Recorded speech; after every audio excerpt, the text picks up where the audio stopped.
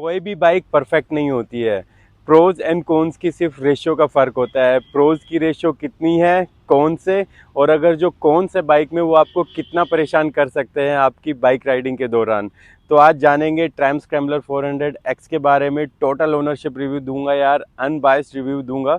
6,500 kilometre 4 long ride, जिसमें एक pillion के साथ मैंने की है। एक स्पीति का पूरा लॉन्ग विंटर टूर था जहाँ पे ब्लैक आइस, स्लश और क्या क्या किस तरह का ऑफ रोड टेरेन वहाँ पे नहीं देखा। एक चांसल पास राइड मैंने सोलो की थी और एक मुक्तेश्वर राइड मैंने सोलो की थी। 6,500 किलोमीटर में से लगभग 5,000 किलोमीटर मैंने इस पर टूरिंग की है और 1,500 किलोमीटर के अराउंड मैंने इसे सिटी में भी चलाया है। तो सिटी का भी आप लोगों को अच्छा खासा अंदाजा आज हो जाएगा। रिव्यू देने से पहले मैं एक चीज़ बता दूं कि पिछले 10 साल से मैं मोटरसाइकिलिंग राइडिंग कर रहा हूँ, लॉन्ग डिस्टेंस टूरिंग कर रहा हूँ, जिसमें से 3 साल मैंने रॉयल एनफील्ड क्लासिक चलाई है और 7 साल मैंने रॉयल एनफील्ड हिमालयन चलाई है BS3 वर्जन। उसके बाद मैंने जाके ये बाइक ली है और इस पर भी अच्छी खासी टूरिंग मैंने कर ली है। और इस बाइक का जो मैं मेजरली आज कंपैरिजन करूँगा BMW की G310 GS, royal Enfield Himalayan 450 और KTM 390 एडवेंचर X के साथ कंपैरिजन करूंगा। बाइक का जो रिव्यू करेंगे वो फ्रंट से शुरू करेंगे, आगे पीछे ऊपर नीचे कवर करते हुए एंड तक जाएंगे। एक एक छोटी और बड़ी चीज़ के बारे में बात करेंगे। तो फ्रंट से शुरू करते हैं। फ्रंट में आपको मिलता है 19 इंच का टायर, जो कि है MRF का कर्व F, और इस टायर का सेक्शन है 190/19। और इसके जो स्पोक व्हील्स है यार, अलॉय व्हील्स है, ये काफ़ी स्टर्डी है। काफ़ी सारे एक्सीडेंटल पोट होल्स में और गड्ढों में ये बाइक गई है मुझसे, लेकिन अभी कहीं तक भी ये बैंड नहीं हुआ है। 70% रोड बेस्ड टायर है, 30% ऑफ रोड। जो टायर्स की जो ट्रेड पैटर्न है ये काफ़ी अच्छा है और मुझे ये यार जो टायर है काफ़ी अच्छा ग्रिप प्रोवाइड करा रहे हैं, क्योंकि इससे पहले जो मैं हिमालयन यूज़ कर रहा था उसमें सीएट के जो टायर स्टॉक आते हैं कंपनी के, मैंने उसमें 3 पेयर्स यूज़ किए थे। उससे तो फार बेटर मुझे ये टायर लगे। अच्छा ग्रिप प्रोवाइड कराते हैं कॉर्नर्स पे भी और ऑफ रोड या मड या इस तरह के कच्चे मिट्टी वाले रास्ते में भी। 150 mm का ट्रैवल सस्पेंशन दिया गया है अपसाइड डाउन। और ये जो ट्रैवल सस्पेंशन है मेरे हिसाब से, जिस तरह की मैं राइडिंग करता हूँ, क्योंकि मैं बहुत ज़्यादा trail ride of road ride पे नहीं जाता हूँ जहाँ पे मुझे इसे जंप कराना है या गड्ढों में कूदाना है, तो वो भी ये कर लेगी। लेकिन आपको थोड़ा सा आपको फील होगा कि ट्रैवल सस्पेंशन ज़्यादा होता अगर आप उस तरह की राइडिंग करेंगे तो।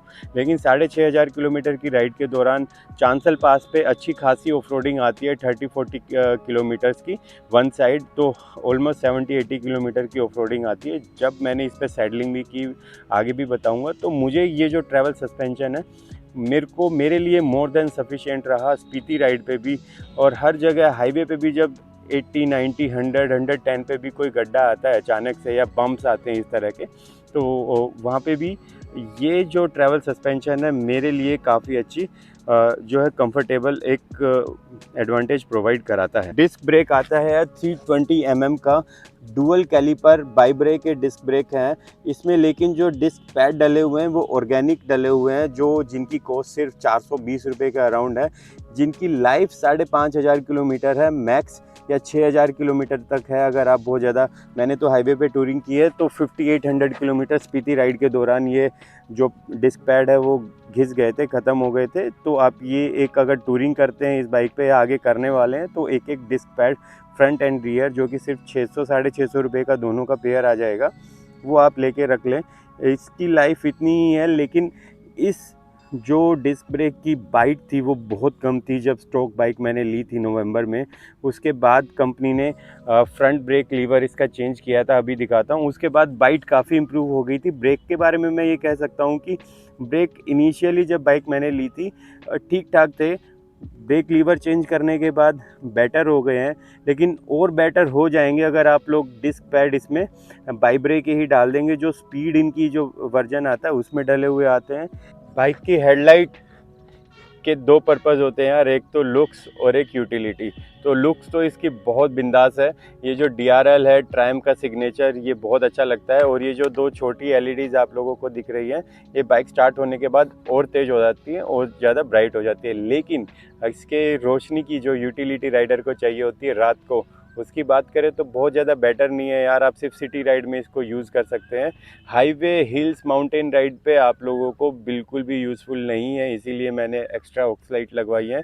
मेरी हाइट है 5'9", इंचज़ के हिसाब से जो स्टॉक हैंडल बार में यूज़ कर रहा हूँ, और ना मैंने इस पे हैंडल बार राइजर्स लगवाए हैं, तो मुझे ये अच्छा खासा कंफर्ट जो है एक पोजीशन में लेके रहते हैं। पूरा 300 किलोमीटर मैं नॉन स्टॉप इस पे चलाया है। नॉन स्टॉप फर्स्ट ब्रेक हमने स्पीति राइड पे 290 किलोमीटर पे लिया था, तो इतना लॉन्ग राइड करने के लिए मेरी हाइट के हिसाब से ठीक है। लेकिन 5'7" एंड बिलो के जो राइडर है उनके हाथ थोड़े से छोटे रह जाते हैं, तो उनको काफ़ी ज़्यादा वाइड थोड़ा सा परेशान करता है।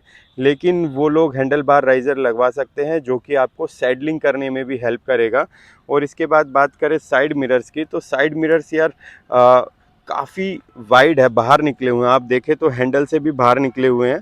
हल्की फुल्की आप लोगों को एडजस्टमेंट करनी पड़ेगी, थोड़ा सा पीछे करके इनको घुमाना पड़ेगा, तब जाके ये थोड़ा सा एडिक्वेट विजिबिलिटी प्रोवाइड करा पाते हैं। अदरवाइज़ ये जितना वाइड है उतना नीचे है। अगर ये मिरर्स यहाँ की जगह यहाँ होते तो काफ़ी अच्छी विजिबिलिटी प्रोवाइड कराते, क्योंकि जब बाइक राइड करते वक्त हम इस तरह से करते हैं तो आधा जो इतना ग्लास है वो हमारा हैंड ही उसको कवर कर लेता है। अगर ये ऊपर होते तो वो प्रॉब्लम नहीं आती।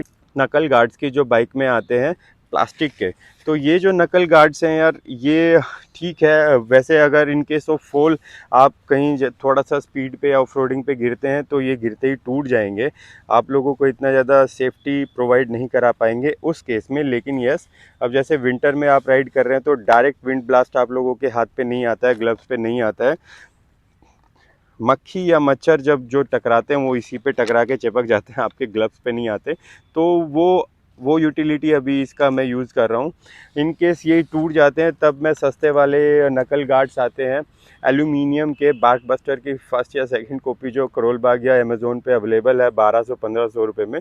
ये टूटने के बाद कभी अगर टूटे तो मैं वो चीज़ है वो इंस्टॉल करा लूँगा। यहाँ पे आता है उसके बाद क्लच लीवर काफ़ी लाइट है, स्लीपर क्लच असिस्ट मिलता है यहाँ पे क्लच को लूज़ और टाइट करने के लिए एक एडजस्टमेंट दी गई है। और क्लच वायर जब नीचे जाती है तो यहाँ पे भी एक एडजस्टमेंट क्लच वायर में दी गई है। इसे कवर को हटाएंगे तो यहाँ पे भी आप लूज टाइट कर सकते हैं। बात करें अगर कंसोल की, तो कंसोल में कुछ लोगों को यार जो डेटा है उसमें एरर लगता है कि फ्यूल कितना बचा है और कितना माइलेज दे रहा है या कितना स्पीड ये दिखा रहा है। तो मैंने मेरी बाइक में चेक किया है, सब कुछ चेक किया, मुझे कभी भी ये प्रॉब्लम इनिशियल डेज से नहीं आई। स्पीड का मीटर भी ठीक दिखाता है और ये सब चीज़ें अभी 28 की माइलेज मेरी बाइक में शो कर रहा है। और फ्यूल जो मीटर है वो भी एग्जैक्ट ठीक ठाक दिखाता है, उसमें कोई भी ऐसा नहीं है कि मुझे कभी प्रॉब्लम आई है। 3 जब ये जो डॉट्स है बच जाते हैं तब वो उसमें रिजर्व की लो फ्यूल इंडिकेशन की लाइट यहाँ पे ब्लिंक हो जाती है, जिसका मतलब है वो लगभग 9 या 10 लीटर खर्च होने पे 3 या 4 लीटर टैंक में फ्यूल रहता है, उस वक्त इसका रिजर्व ऑन हो जाता है, यहाँ पे लो फ्यूल इंडिकेशन ऑन हो जाता है। यहाँ पे हमारे पास 13 लीटर का फ्यूल टैंक, जिसकी एक खूबी ये है कि इसकी हाइट बहुत ज़्यादा नहीं है और बहुत ज़्यादा चौड़ा नहीं है। यस, ये फ्यूल टैंक थोड़ा लंबा है, दिखने में छोटा लगता है, लेकिन जब बाइक राइडर इसके ऊपर आके यहाँ पे बैठता है तब ये टैंक बड़ा दिखता है। अदरवाइज साइड से या और कहीं से इसे देखते हैं तो फ्यूल टैंक छोटा दिखता है। लेकिन इसमें भी एक खूबी है, मैं यहाँ पे टैंक बैग यूज़ करता हूँ अपना। टैंक बैग यूज़ करने के बाद इसकी हाइट बहुत ज़्यादा नहीं आती है।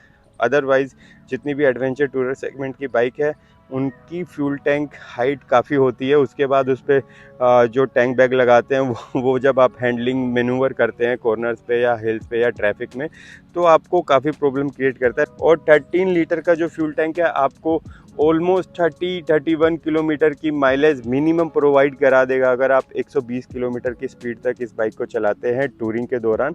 तो 300 किलोमीटर पे मैं इसे टॉपअप कराता हूँ, ऑलवेज रिफ़िल कराता हूँ इसका फ्यूल टैंक। यस, एक मुक्तेश्वर राइड पे मैंने इसे 130, 40, 50 तक भी भगाया था।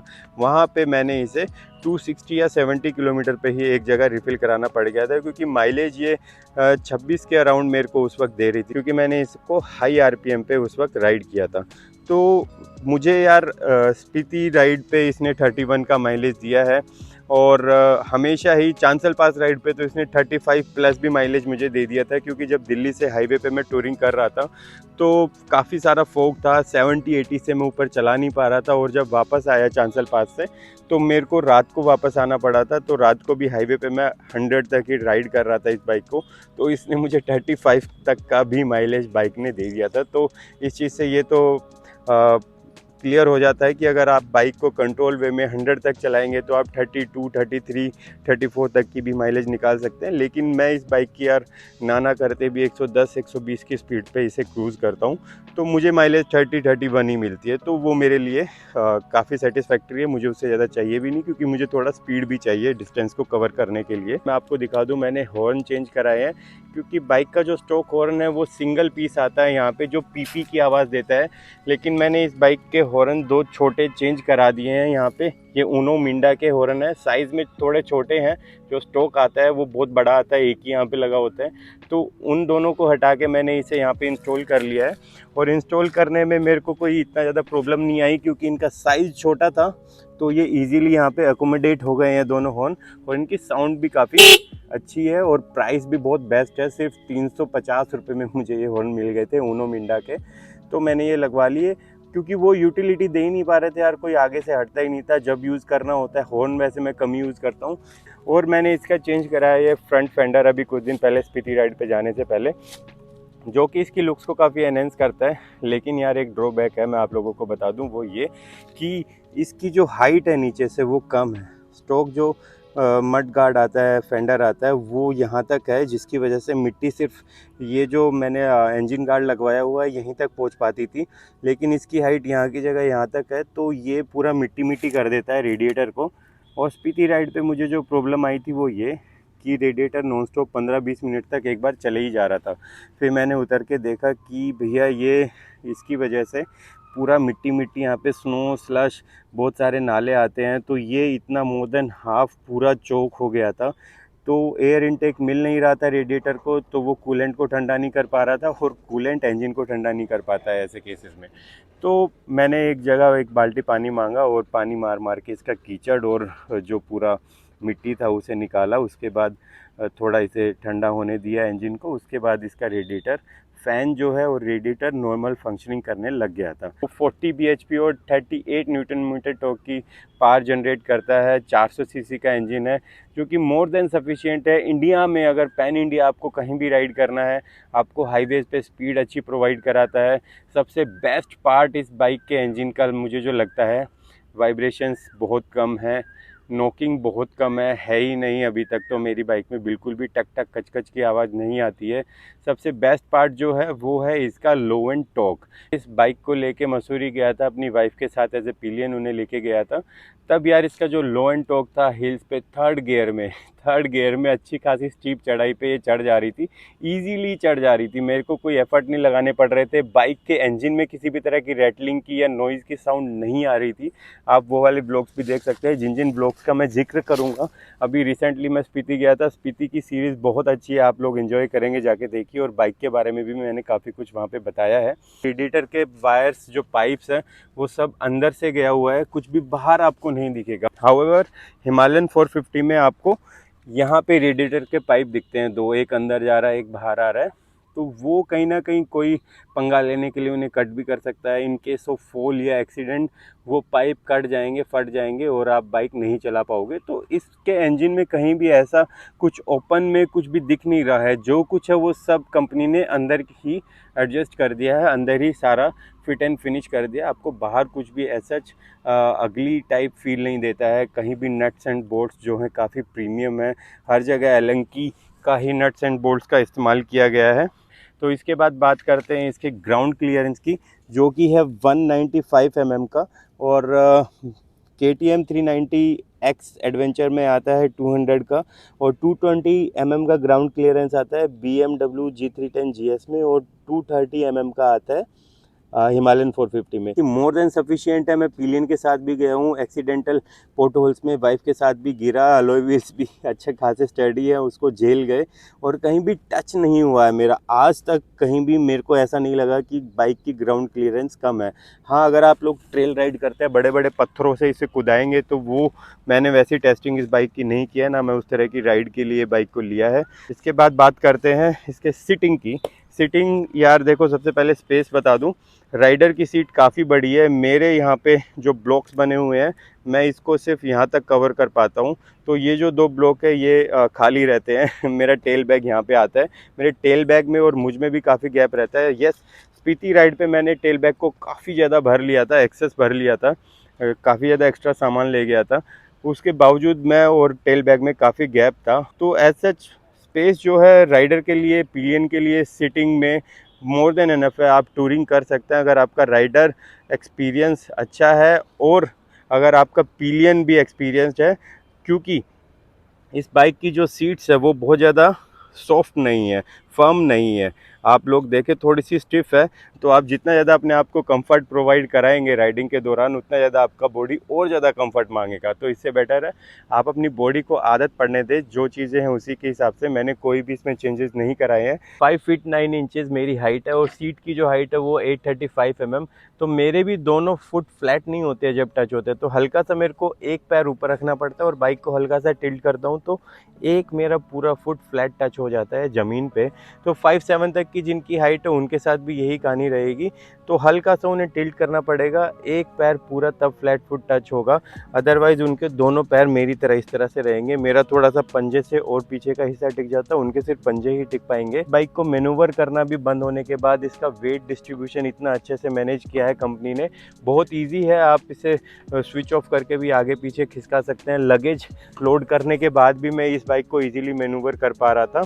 और अगर फुट पैक्स की बात करें तो 70, 80, 90 की स्पीड तक 6th गियर में हल्का हल्का वाइब्रेशंस आप लोगों को फील होगा, जो कि बहुत ज़्यादा अनोइंग नहीं है, आप लोगों को परेशानी नहीं देगा। लेकिन आप 90 से ऊपर जैसे ही जाते हैं, बाइक का पता नहीं क्या मैजिक है, वाइब्रेशंस कम होने लगती हैं। और 100 टू 120 की स्पीड पे मैं इस बाइक को क्रूज़ करता रहा हूँ। मैंने चारों ही राइड इस तरह से की हैं। और 120 की स्पीड तक मुझे बहुत ज़्यादा विंड ब्लास्ट भी फील नहीं होता, क्योंकि विंड ब्लास्ट आता है सीधा मेरी चेस्ट पे। चेस्ट मेरी बॉडी का सबसे हैवी पार्ट है, और जो विंड ब्लास्ट का जो चेस्ट पे इम्पैक्ट आता है उससे मेरे कनेक्टेड हैंड है और हैंड मेरे लॉक हो जाते हैं हैंडल पे। तो 120 की स्पीड तक मुझे लगता है कि इस बाइक को मैनेज किया जा सकता है इस विंडशील्ड के साथ या इस विंडशील्ड के बिना भी। बात करें राइडिंग कंफर्ट, सिटिंग कंफर्ट की, राइडिंग पोस्चर की, तो जिस तरह का फुट पैक पे पैर रखने के बाद कंफर्ट मिलता है वो काफ़ी अच्छा है इस सेगमेंट में, क्योंकि जितना ज़्यादा ग्राउंड क्लियरेंस होगा बाइक का, उतना ज़्यादा फुट पैक्स ऊपर आ जाते हैं और उसकी वजह से लेग का जो पोजीशन कुछ इस तरह का हो जाता है, ज़्यादा बैंड हो जाता है। और ज़्यादा बैंड होने की वजह से 1 या 2 घंटे की राइड के बाद आपका ब्लड सर्कुलेशन थोड़ा सा हर्ट करने लगता है, और राइडिंग पैंट के जो आर्मर्स है वो भी इसको हर्ट करने लगते हैं, जिसकी वजह से आप बहुत ज़्यादा देर तक कंफर्टेबली राइड नहीं कर पाएंगे। लेकिन इसका जो है लेग नीचे चला जाता है, थोड़ा खुला रहता है, ज़्यादा बैंड नहीं होता है, जॉइंट्स पे या ब्लड सर्कुलेशन पे ज़्यादा इम्पैक्ट नहीं डालता है, जिसकी वजह से आपका कंफर्ट जो है ज़्यादा देर के लिए बना रहता है। ये भी मैं आप लोगों को बता दूं, ये बाइक आप कहीं भी लेके जा सकते हैं, जहां डर्ट बाइक जो बाइक जाएगी ये भी चली जाएगी। बड़े बड़े पत्थरों के बीच सिर्फ आपको थोड़ा अलर्ट होके और लो स्पीड पे बाइक को चलाना पड़ेगा। बड़े सस्पेंशन, बड़े ग्राउंड क्लियरेंस वाली बाइक ज़्यादा स्पीड से वहाँ पे निकल पाएंगी, इसको आपको थोड़ा अलर्टनेस के साथ थोड़ा स्लो स्पीड पे निकालना पड़ेगा। और स्पोक व्हील ना होने की वजह से, और स्पोक व्हील का बता दूं यार, मुझे एक मेरे यूट्यूब पे जो सब्सक्राइबर है उन्होंने मुझे इंस्टा पे मैसेज किया है, उनका जो फ्रंट व्हील है नई हिमालयन 450 का वो बैंड हो गया है छोटे से पोर्ट होल में जाने से ही हाईवे पे। मेरी बाइक भी कई बार एक्सीडेंटली 80-90 की स्पीड पे, 100 की स्पीड पे इवन विद पिलियन भी गई है, लेकिन दोनों अलॉय व्हील काफ़ी स्टडी है और काफ़ी ज़्यादा स्ट्रॉन्ग है, मुझे ये फील होता है। तो ये बाइक भी आप कहीं भी लेके जा सकते हैं, बस आपको थोड़ा सा स्पीड का और जो पत्थर है उनका थोड़ा अलर्टनेस रखना पड़ेगा ग्राउंड क्लियरेंस की वजह से और सस्पेंशन ट्रैवल ज़्यादा ना होने की वजह से, अगर आप बहुत ज़्यादा ट्रेल राइड करते हैं तो। सैडलिंग में कंफर्ट काफ़ी अच्छा है, आप देख सकते हैं मेरा पोस्चर 5'9" की हाइट के हिसाब से। वाइड हैंडल बार होने की वजह से आपको काफ़ी कमांडिंग कंट्रोल मिलता है हैंडल पे ना। हाईवे पे भी आप बैठ के चलाते हैं तब भी, और जब आप खड़े होते हैं तब भी आपको हैंडलिंग में काफ़ी ज़्यादा कमांडिंग और कंट्रोल मिलता है वाइड हैंडल बार होने की वजह से। और अगर आप बहुत ज़्यादा ट्रेल राइड करते हैं, ऑफ रोडिंग, या एक सिटिंग कंफर्ट ज़्यादा चाहते हैं और भी ज़्यादा चाहते हैं, तो आप हैंडल बार राइजर्स लगवा सकते हैं, जिसकी वजह से हैंडल थोड़ा ऊपर आ जाएगा और आप थोड़ा और रिलैक्स इस पोजीशन से इस पोजीशन पे आ जाएंगे, और इसको थोड़ा नीचे कर लेंगे तो और इजीली आप बैठ सकते हैं। तो मुझे थोड़ा सा कमांडिंग पोजीशन पे राइड करने की आदत है, जो कि एक बेटर भी रहता है, आपको अलर्ट मोड में भी रखता है, ज़्यादा कंफर्ट आप जोन में चले जाएंगे। तो बाइक वैसे भी मैं बता चुका हूँ ज़्यादा कंफर्ट जोन वाली चीज़ है नहीं, इसमें आप लोगों को थोड़ा स्टेमिना स्ट्रेंथ चाहिए ही चाहिए होती है बॉडी की। इसके बाद बात करें साइलेंसर की, तो साइलेंसर आप देख रहे हैं सिंगल सिलेंडर होने के बावजूद साइलेंसर इसमें डुअल बैरल दिया गया है, जो बहुत ज़्यादा तो नहीं, लेकिन यस हल्का फुल्का आपको डुअल साउंड प्रोवाइड कराता है, और थोड़ा बेसी है जितनी भी वो तीनों बाइक्स है, और इसमें चारों बाइक में सबसे बेस्ट साउंड ये साइलेंसर क्रिएट करता है। और 6,500 किलोमीटर चलाने के बाद हल्का फुल्का कार्बन इसके अंदर जम जाता है, चिपक जाता है, जिसकी वजह से इसकी बेस थोड़ा और इम्प्रूव हो गई है। तो ये आपको मैं स्टार्ट करके सुना भी देता हूँ। तो इंजन की भी साउंड आप सुन सकते हैं, किसी भी तरह की नॉकिंग, छन छन, कट कट की आवाज़ नहीं है मेरी बाइक में। रियर सस्पेंशन जो कि 150 का है, सेम एज द फ्रंट, लेकिन यहाँ पे सेटिंग्स काफ़ी मिलती हैं आपको सस्पेंशन पे। अभी मैंने इसको यूज़ कर रहा हूँ 1 2 3 पे। मैं स्पीति गया था नंबर 2 की सस्पेंशन सेटिंग पे करके, जो कि मुझे लगता है यार इसका जो सस्पेंशन है थोड़ा सॉफ्टर साइड है। 3 की सेटिंग पे अभी मैं इसे टेस्ट कर रहा हूँ, टूरिंग भी 3 की सेटिंग पे ही करूँगा आने वाले टाइम में। और अगर आप पिलियन के साथ राइड कर रहे हैं और लगेज के साथ राइड कर रहे हैं, तो आप 4 और 5 की सेटिंग पे भी इसे ट्राई कर सकते हैं। और उस हिसाब से इसके साथ की आती है कंपनी से, इसे आप अपने साथ कैरी कर लें। जब आपको ज़्यादा हार्ड या सॉफ्ट लग रहा हो, आप इसे चेंज भी कर सकते हैं ड्यूरिंग राइड्स। रियर के जो ब्रेक्स हैं यार, ये मेरे को कहीं ना कहीं सिंगल कैलिपर है, इनकी बाइट्स बहुत ज़्यादा नहीं लगती है, क्योंकि बाइक्स में हमेशा मैंने ये देखा है जो बजट ओरिएंटेड बाइक्स होती हैं, इस सेगमेंट की जो बाइक्स होती है, उनमें रियर ब्रेक्स बहुत ज़्यादा बेटर मिलते नहीं हैं। Same is the case with Triumph scrambler 400X। तो मुझे ठीक है, अगर आप कॉम्बिनेशन यूज़ करते हैं फ्रंट ब्रेक और रियर ब्रेक का, तब अच्छा काम करते हैं। सिर्फ रियर ब्रेक पे आप बाइक को रोकना चाहेंगे तो ऐसा नहीं होने वाला है भैया। ट्रैक्शन कंट्रोल रियर व्हील का काफ़ी अच्छा काम करता है। बिना ट्रैक्शन कंट्रोल के मैंने मुक्तेश्वर राइड पे बाइक को चलाने की ट्राई किया था, तो इतना ज़्यादा कॉन्फिडेंस नहीं मिलता है जितना कॉन्फिडेंस आपको राइड पे मिलता है ट्रैक्शन कंट्रोल के साथ, जो आपके रियर व्हील का स्पिन कंट्रोल करता है। और जब आप बाइक लीन करते हैं तब भी ये पीछे वाला रियर टायर वही सेम MRF रेव्स का है, के सीरीज कुछ तो करके है, सेक्शन है इसका 140/80/17, 140 इसकी चौड़ाई है। ट्रेड पैटर्न वही है 70/30, काफ़ी अच्छा ग्रिप प्रोवाइड कराता है मुझे। और इसके अलावा जो रियर व्हील का जो अलॉय व्हील है, इसमें आप देखेंगे यहाँ पे ना कट्स दिए हुए हैं, अंदर आर पार दिखता है, खाली है, लेकिन यह स्टडी बहुत है अलॉय व्हील में। इसके अलावा इश्यूज़ की अगर बात करें इस पूरी बाइक में, मेरे को जो इश्यूज़ आए मैंने बता दिए। हेडलाइट, हॉर्न, और पूरी स्पीति राइड 6 दिन का अच्छा खासा लॉन्ग टूर था, कहीं भी ना यार पूरी बाइक का एक भी नट बोल्ट लूज़ नहीं हुआ, कुछ उखड़ के गिरा नहीं, क्योंकि मेरा एक्सपीरियंस थोड़ा सा ऐसा ही रहा है। लद्दाख राइड पे हिमालयन का मेरा पिछला पूरा ये जो मड गार्ड है टेल लाइट के साथ नीचे गिर गया था। तो इस बाइक में यार ये इतना कॉन्फिडेंस प्रोवाइड कराती है आप लोगों की कि आप कहीं भी जाओ इजीली एक्सेसिबल है, आप बहुत ज़्यादा थकते नहीं हैं। 300 किलोमीटर की रेंज मेरे को इस बाइक पे मिलती है। इसके अलावा कुछ भी लूज़ नहीं हुआ, कोई नट बोल्ट अभी तक किसी भी राइड पे मैंने, यस इसका एयर फिल्टर के अराउंड मैंने इसे चेंज करा लिया था। 4500 किलोमीटर पे मैं इसका DIY सेशन में मेरी बाइक का जब एयर फिल्टर उन्होंने खोला तो चौक हो चुका था। तो 4500 किलोमीटर के बाद अभी मैं दोबारा 6500 किलोमीटर पे जब इसे लेके गया सर्विस सेंटर, तब इसका एयर फिल्टर फिर से गंदा हो गया था। तो 16,000 किलोमीटर का जो कंपनी क्लेम करती है। मुझे वो थोड़ा सा गिमिक लगता है यार। देखो 16,000 किलोमीटर बड़ी बड़ी बाइक्स जो है वो भी नहीं चलती है। तो बाइक आपकी है, पैसा आपका है। मैं तो 8,000 किलोमीटर या 10,000 किलोमीटर पे इसका इंजन ऑयल, एयर फिल्टर, वो ऑयल फिल्टर सब चेंज करा दूंगा और 16,000 पे फिर से करा लूँगा, क्योंकि 1500-1600 रुपये का जो इंजन ऑयल आता है, थोड़ा बहुत लेबर चार्ज 2,000 के अराउंड और एक्स्ट्रा लग जाएंगे मेरे।